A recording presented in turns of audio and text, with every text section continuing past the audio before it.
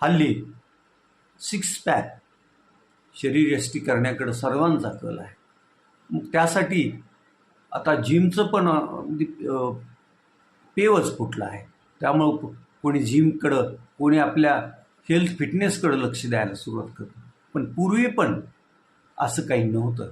पूर्वी जो तो आपल्या परीनं आपल्या शरीराचा व्यायाम करत.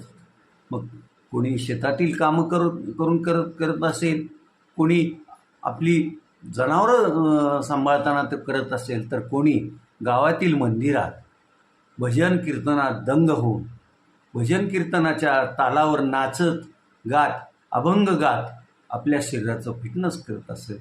ही मात्र नक्की या संदर्भातलं हा व्हिडिओ.